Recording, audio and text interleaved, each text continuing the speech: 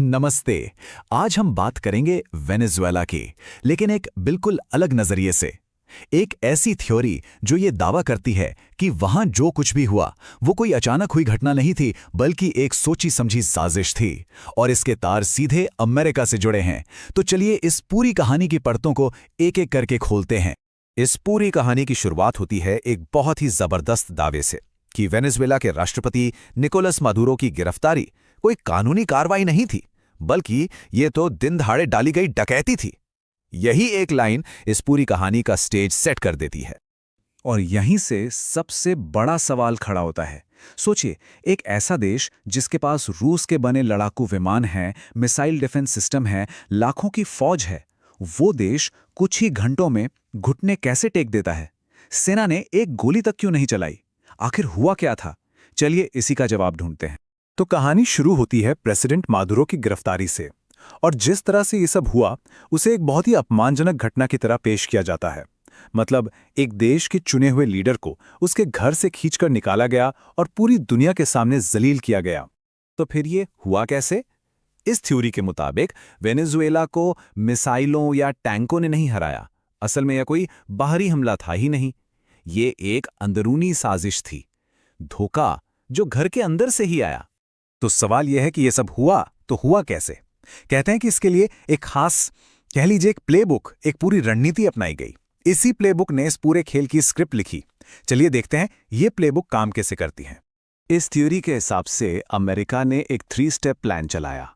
Step 1, नेताओं को खरीदो। वो नेता जो कल तक टीवी पर अमेरिका को गालियां दे रहे थे, उन्हें चुपचाप खरीद लिया गया। स्टेप 2, जनरलों को रिश्वत दो। देश की सेना के सबसे बड़े अफसरों की वफादारी खरीदी गई। उन्हें पैसे का लालच भी दिया गया और अमेरिका में सेफ्टी का वादा भी। और स्टेप 3, सांसदों को सत्ता का लालच दो। पार्लियामेंट के मेन मेंबर्स को वादा किया गया कि नई सरकार में उन्हें बड़े बड़े पद मिलेंगे। और नतीजा ये हुआ कि पूरा देश बिना एक गोली चले बिक गया। और जानते हैं, इस पूरी घटना की तुलना की जाती है हमारे अपने इतिहास से। आज से लगभग 250 साल पहले बंगाल में जो हुआ था। जैसे रॉबर्ट क्लाइव ने नवाब सिराज-उद-दौला के सेनापति मीर जाफर को खरीदकर पूरा बंगाल जीत लिया था, ठीक वैसा ही यहां हुआ। अमेरिका ने विपक्ष को मीर जाफर बनाया और वेनेजुएला पर कब्जा कर लिया। वही पुरानी कहानी, बस किरदार नए थे। ठीक है, ये तो समझ में आया कि ये सब कैसे हुआ, पर अब सबसे बड़ा सवाल, ये सब क्यों हुआ? आखिर अमेरिका को वेनेजुएला से ऐसा क्या चाहिए था कि उसे ये सब करने की जरूरत पड़ गई? अब देखिए, ज्यादातर लोग तुरंत कहेंगे तेल के लिए। और हां, ये बात सच भी है।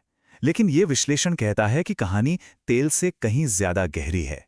ये लड़ाई सिर्फ तेल की नहीं, ये अमेरिका के वजूद की, डॉलर की बादशाहत की और सोने के एक बहुत बड़े खजाने की कहानी है। इस पूरे थ्योरी के सेंटर में है पेट्रो डॉलर सिस्टम। अब ये क्या है? आसान भाषा में समझिए। ये एक नियम है कि दुनिया में कहीं भी तेल खरीदना बेचना हो तो पेमेंट सिर्फ अमेरिकी डॉलर में होगी। इससे होता यह है कि डॉलर की डिमांड हमेशा बनी रहती है और अमेरिकी इकोनॉमी को एक ज़बरदस्त सपोर्ट मिलता है। और दावा यही है कि मादुरो इसी सिस्टम को तोड़ने की कोशिश कर रहे थे। और इस थ्योरी को सपोर्ट करने के लिए कुछ पुराने उदाहरण भी दिए जाते हैं। याद कीजिए सद्दाम हुसैन को, उन्होंने यूरो में तेल बेचने की बात की थी। फिर मुअम्मर गद्दाफी, जिन्होंने सोने के बदले तेल बेचने का आइडिया दिया। दोनों का अंजाम क्या हुआ ये हम सब जानते हैं। अब मादुरो भी कथित तौर पर डॉलर को साइड करके दूसरी करेंसी जैसे चीनी युआन में तेल बेचने की तैयारी कर रहे थे, जो अमेरिका के लिए एक रेड लाइन थी। लेकिन कहानी यहीं खत्म नहीं होती। इस थ्योरी के मुताबिक जो असली खजाना है, जिस पर किसी का ध्यान नहीं जा रहा, वो तेल नहीं बल्कि सोना है। एक ऐसी दौलत जिसे आप तुरंत कैश में बदल सकते हैं। वेनेजुएला के सेंट्रल बैंक में करीब 161 टन सोना रखा हुआ है। इस विश्लेषण में इसे एक तरह का लिक्विड कैश बताया गया है। मतलब एक ऐसा पैसा जिससे पश्चिमी देश अपनी डामाडोल अर्थव्यवस्था को संभालने के लिए फौरन इस्तेमाल कर सकते हैं। और रुकिए, ये तो सिर्फ वो सोना है जो बैंक में है। अंदाजा यह है कि वेनेजुएला की जमीन के नीचे अभी भी करीब 10,000 टन सोना दबा हुआ है। इसकी कीमत खरबों डॉलर में है। ये तेल से भी कई बड़ा और लंबे समय तक चलने वाला खजाना है। और बात सिर्फ सोने चांदी तक ही नहीं है। एक और एंगल है फ्यूचर टेक्नोलॉजी का। वेनेजुएला में लिथियम और कॉल्टन जैसे बहुत ही रेयर मिनरल्स भी हैं। ये वही मिनरल्स हैं जो इलेक्ट्रिक कारों की बैटरी और हमारे स्मार्टफोन्स के लिए ज़रूरी हैं। तो ये थ्योरी सीधे सीधा सिलिकॉन वैली के बड़े कॉर्पोरेट इंटरेस्ट की तरफ भी इशारा करती है। अब चलिए थोड़ा जूम आउट करते हैं। ये विश्लेषण इस घटना को किसी एक देश की कहानी की तरह नहीं देखता, बल्कि इसे अमेरिका की एक बहुत पुरानी और लगातार चली आ रही आदत का हिस्सा मानता है। ये टाइमलाइन देखिए। ये थ्योरी कहती है कि ये पैटर्न कोई नया नहीं है। चाहे पनामा हो, इराक हो या फिर लीबिया, इतिहास गवाह है कि अमेरिका ऐसे दखल देता रहा है। खासकर अपने बैकयार्ड यानी लैटिन अमेरिका में तो ये बहुत ही आम बात रही है। और इस पूरी सोच की जड़ें जाती हैं 200 साल पुराने मुनरो सिद्धांत में, जिसका सीधा साधा मतलब ये था कि लैटिन अमेरिका अमेरिका का इलाका है और यहाँ किसी और बाहरी ताकत की दखलंदाजी बर्दाश्त नहीं की जाएगी। इस थ्योरी के मुताबिक मादुरो की सबसे बड़ी गलती यही थी कि उन्होंने इस अनकही नियम को चुनौती दी। तो ठीक है, ये पूरी कहानी हो गई, पर इससे दुनिया के बाकी देशों को क्या सीखना चाहिए? ये विश्लेषण इस पूरी घटना से 3 बहुत बड़े सबक निकालता है, जो असल में हर देश के लिए एक चेतावनी की तरह है। पहला और शायद सबसे डरावना सबक है डिजिटल गुलामी।